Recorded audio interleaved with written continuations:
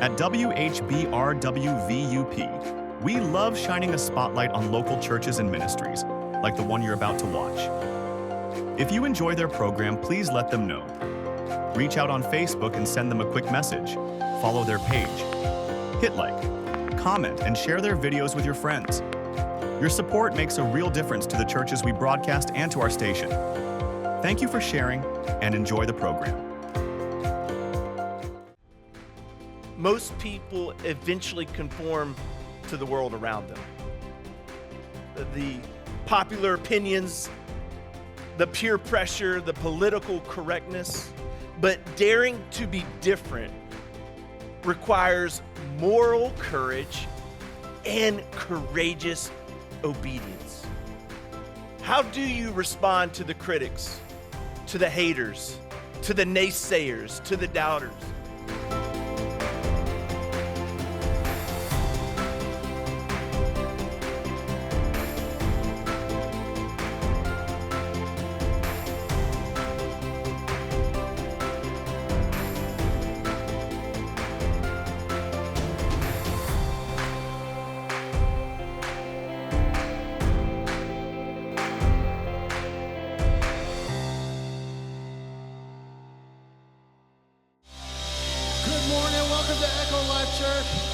There's no turning back.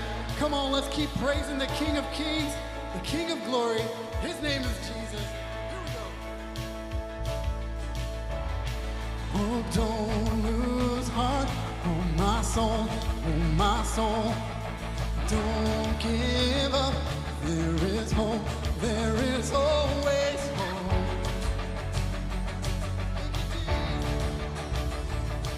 And there is peace in the storm, in the storm. No, don't forget, He is Lord, He is Lord of all.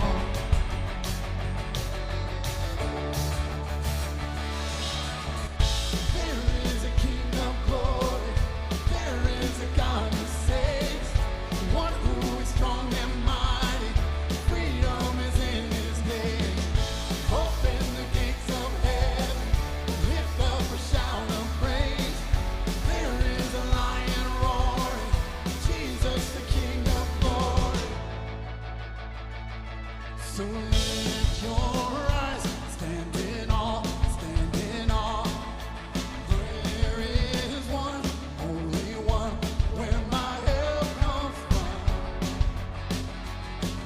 So lift your eyes, oh, say, there is a King of glory, there is a God who saves, one who is strong and mighty.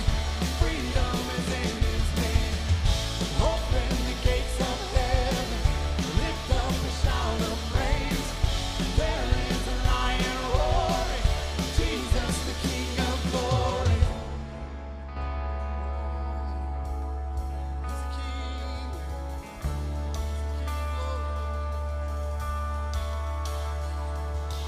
Nations bow, mountains shake at the sound of just one name.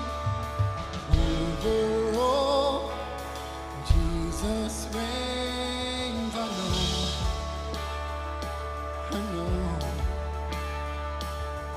Nations bow, mountains shake at the sound of just one name. Over all, Jesus reigns. I know. Oh, I know.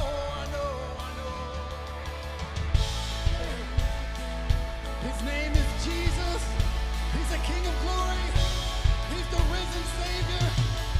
Come on, let's celebrate Him.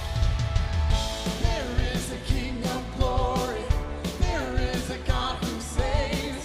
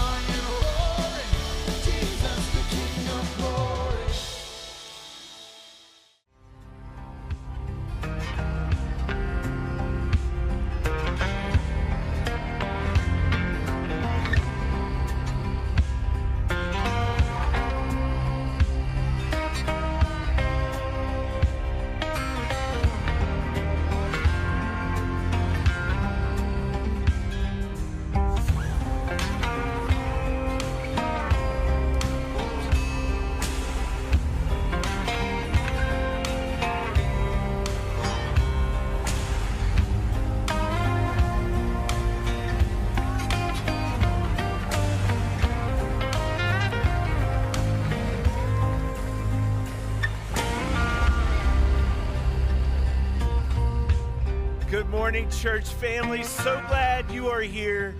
Come on, this is the verse of the year for our church, Joshua 1:9. Have I not commanded you? Be strong and courageous. Do not be frightened. Do not be dismayed, for the Lord your God is with you wherever you go. Come on, do you receive that this morning? This is a year to be strong and courageous. Joshua needed those words because he had a task in front of him. He was a man on mission, and we see that in Joshua 1:2. Therefore, the time has come for you to lead these people, the Israelites, across the Jordan River into the land that I'm giving them. And I believe the same thing can be spoken over you today. The time has come for you. This is your time, and what we do now shapes the rest of the year. The habits we form, the decisions we make, the spiritual disciplines we develop, they all matter. And they're going to shape the rest of the year. So we have a game plan for this year. And it starts with strong vision. If you missed last week, you can go back on our app or on YouTube and watch that message. But strong vision is all about dreaming big and praying bold prayers. Dreaming big, praying bold prayers. A strong vision is going after God-sized dreams, but it's going to take courageous obedience to get there. And that's the next part of our equation is courageous obedience. That we understand it doesn't happen overnight. For the Israelites to cross the Jordan River, it would take a day, but it took decades of obedience to get there. And then it's together. We got to understand that strong and courageous never happens alone. We need each other in order to truly be strong and courageous. And when we add all of those together, we're believing that this is the best year yet. We're believing God to move in powerful ways when we're committed to Him. And today, we're going to explore courageous obedience. I want you to think of courageous obedience this way. This is a line from Eugene Peterson: a long obedience in the same direction. That's what we're after. That's what we're looking toward. That's what we're striving for. This idea of courageous obedience is long obedience in the same direction.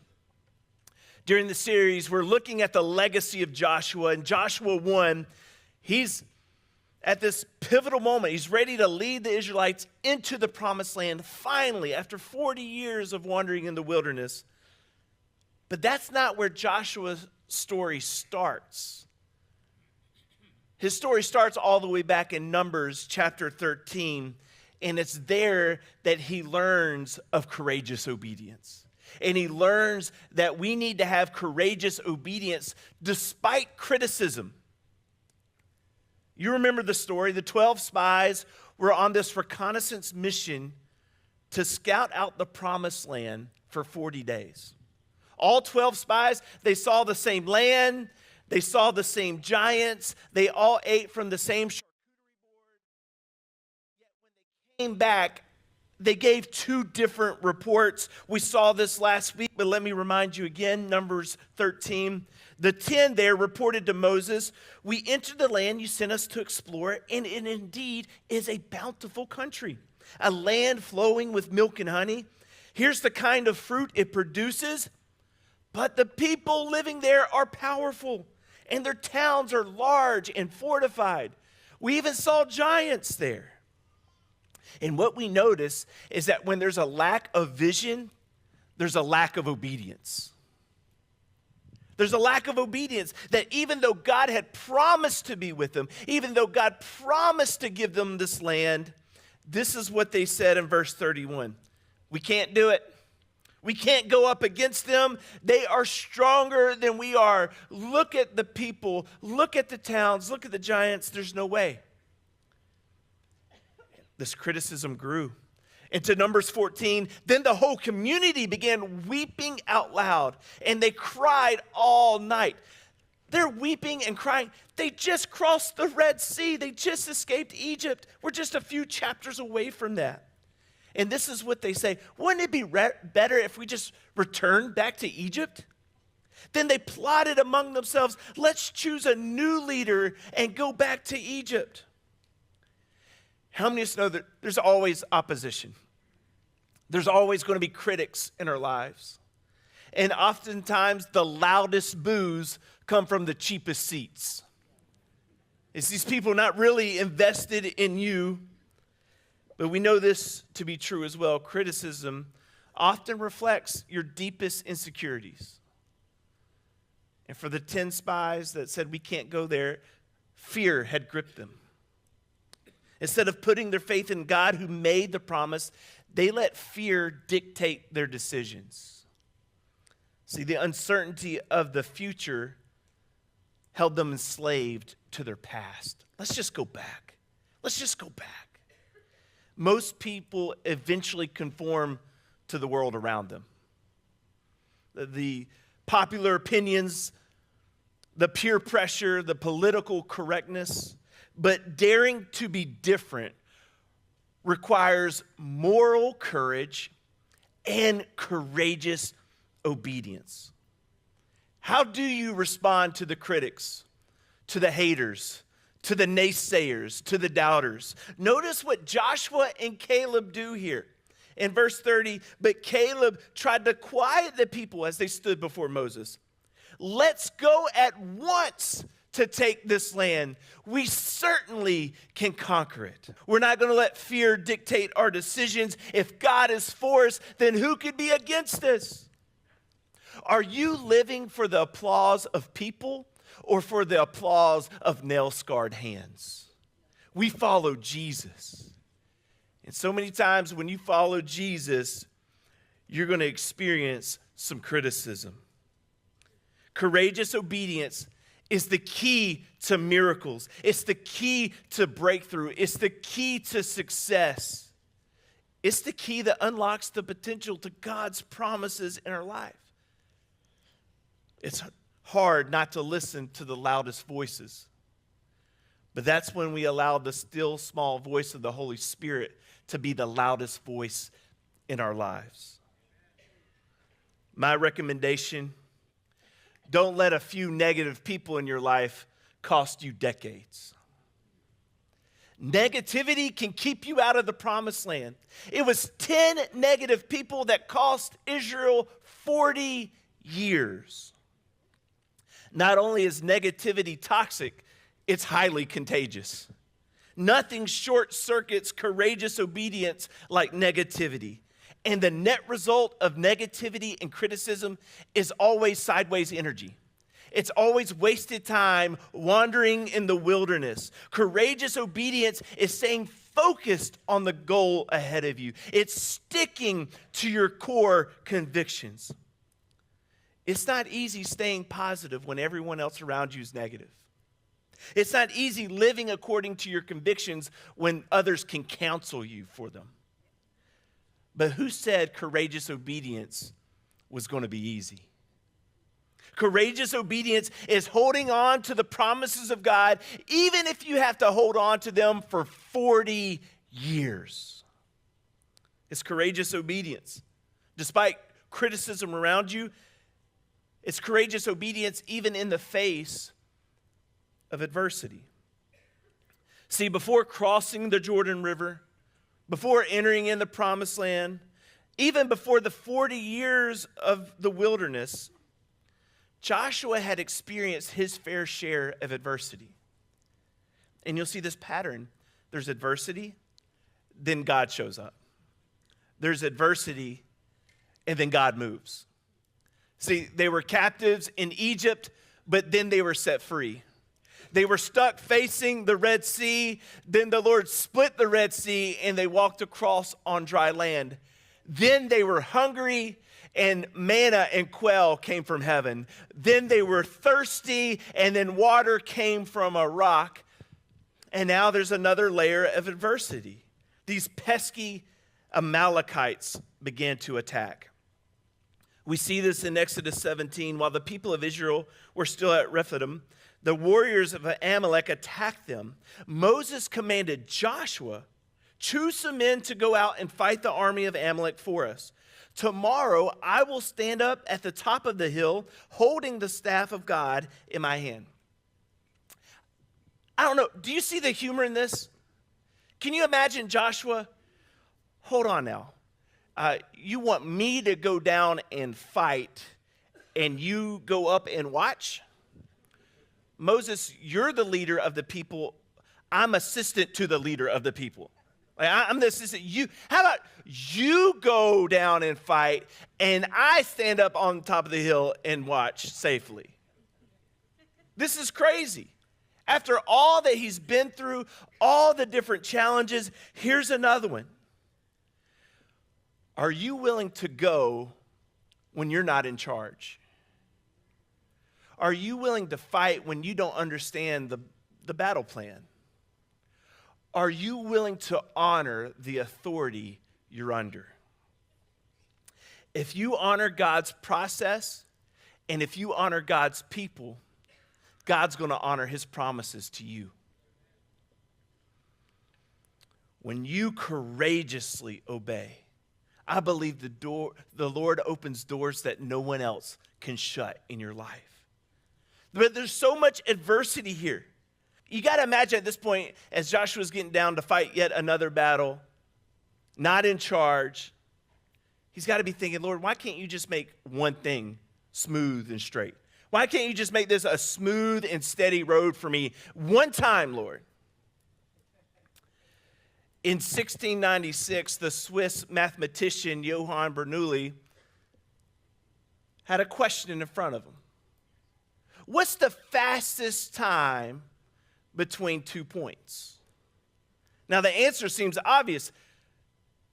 The shortest distance between 2 points is a straight line. Not so fast. See, the shortest distance and the fastest time are not the same. Yes, the shortest distance between 2 points is a straight line, but the fastest time is the Pensacola curve. Roller coasters and skate parks use this to maximize momentum. How do they do it? They design a dip that leverages potential energy from gravity. They create this dip to get them faster. If you ride the roller coaster of life long enough, you're going to experience ups and downs that are going to tie your stomach in knots. And we get discouraged in the downturns, but those dips are oftentimes blessings in disguise. It's the dips that we learn valuable lessons. It's the dips that produce grit. If you're going to achieve your goals, it won't be a straight line. It's going to be a Pensacola curve. And these dips in life, they come in all shapes and sizes. The hurt of a relationship, adversity at work, missed expectations. But hear this challenge in Proverbs chapter 3. Trust in the Lord with all your heart. Lean not in your own understanding. In all your ways, submit to him. Courageous obedience, and he will make your paths straight. But just know, there's going to be a dip or two in the process. I heard it said this way: the dip is the secret to your success. Those dips we're going to leverage for God to give us holy momentum forward. We're going to allow him to teach us something, to work in us in such a way that we will obey even facing adversity. Every dip, every problem, every bit of difficulty in our lives, it's a chance to choose courageous obedience. By the way, I think this is so cool. If you take the Pensacola curve and you flip it up, that's the exact trajectory you need for a rocket to launch. It's the most efficient way to go into orbit. And I'm just telling you, the Lord's going to use what you go through. He's going to use those painful experiences, and he will produce a good work in you.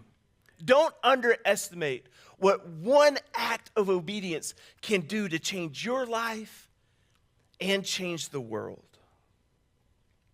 This wasn't Joshua's only battle. Spent 40 years as Moses' assistant. 40 years with ups and downs. But as Winston Churchill once said, success is stumbling from failure to failure with no loss of enthusiasm. We don't lose our enthusiasm because we know the trajectory God's got us on. We know His promises still stand. It's courageous obedience despite criticism. It's courageous obedience through the ups and downs of life, no matter what adversity we're facing. But it's also courageous obedience when it takes longer than you hoped. If you're going to achieve the goals God has for you, just settle it in your heart now that it's going to take longer than you like, and it's going to be harder than you hoped for. See, after nearly 40 years of waiting, 40 years of fighting someone else's battles, 40 years of being stuck in the same position as assistant, we come to Numbers chapter 27. The Lord replied, "Take Joshua, son of Nun, who has the Spirit in him." Come on, may that be said about you. If you're going to go through this journey called life, may you be known as somebody who has the Spirit of the Lord on them. May that be your calling card. May that be your differentiator in the world. He says, "And lay your hands on him. Present him to the priest before the whole community and publicly commission him to lead." Finally, this is his moment. Notice this next line. Transfer some of your authority to him. Joshua's the next man up, commissioned, called, but he still had to wait for the full thing to hit. Later, you're going to have all the authority, but for now, it's just some. God always gives you some before He gives you more. Be faithful in the some. Be faithful in the some. How you handle some now will determine how much you get more later. We want to do amazing things for God. That's not our job.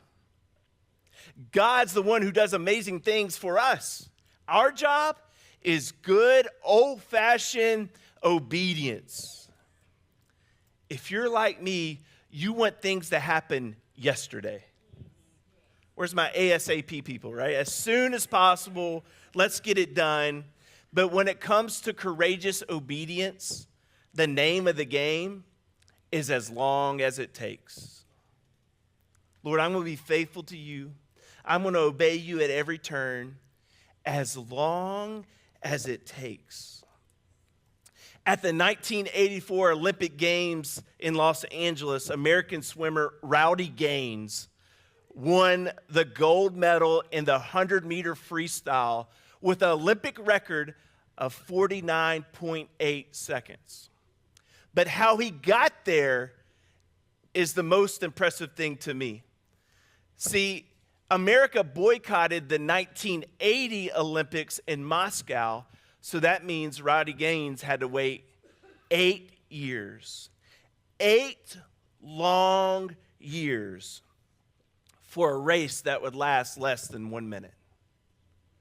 If you add up all the laps that he swam over those 8 years, Rowdy Gaines swam over 20,000 miles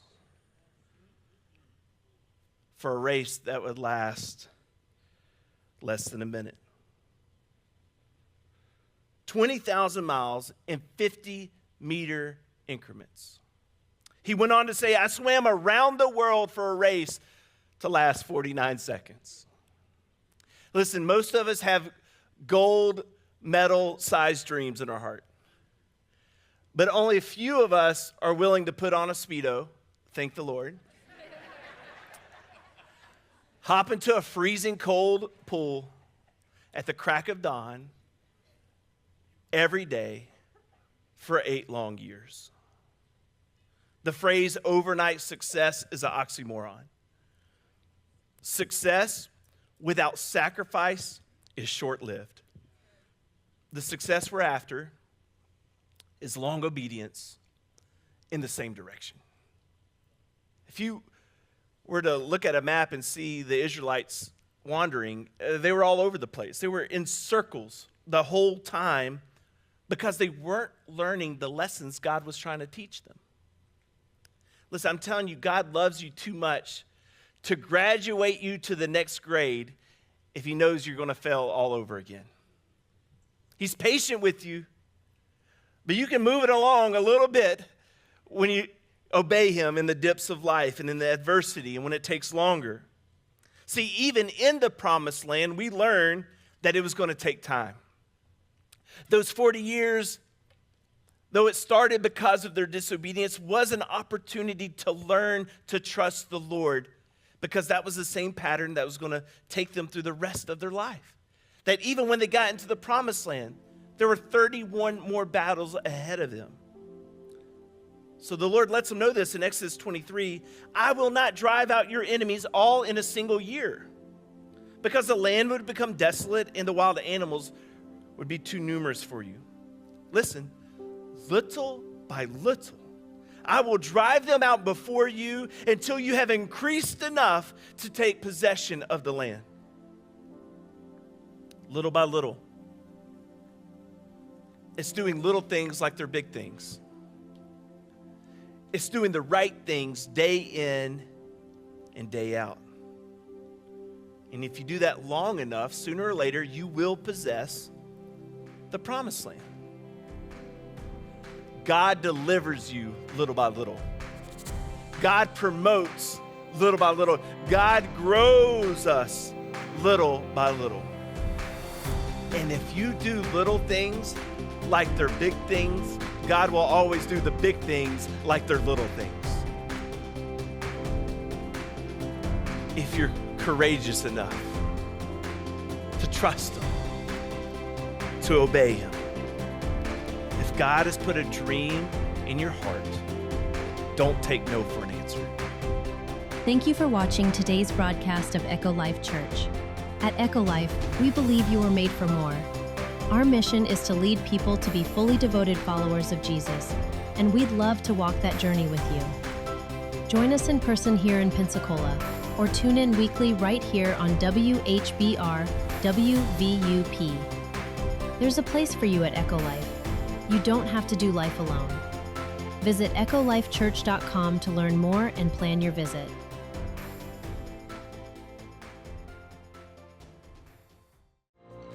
Thank you for watching the local ministries that we broadcast here on WHBR WVUP. If you are blessed by their programs, reach out and let them know. If you'd like to see your church on this channel, please let us know, and we'd be more than happy to reach out to your pastor.